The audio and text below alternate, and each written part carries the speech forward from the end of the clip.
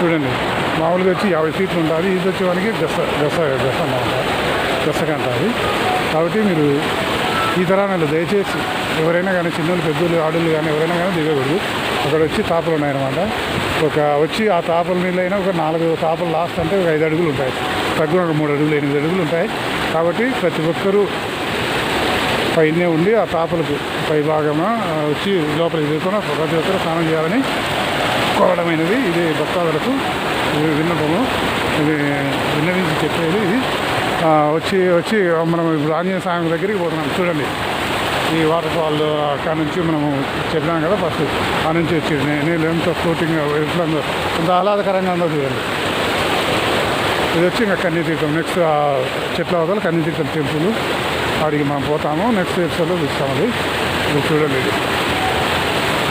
ఇది చూడండి ఎంత ఆహ్లాదకరంగా ఉంటుంది. ఇక్కడ స్నానాలు చేస్తారు.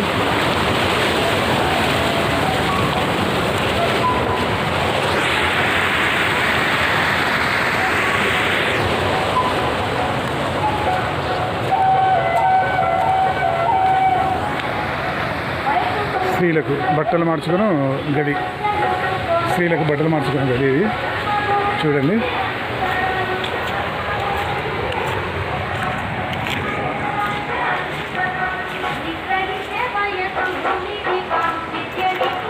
వచ్చి ఆంజనేయ స్వామి టెంపుల్, క్షేత్రపాలకుడు భక్తాంజనేయుడు.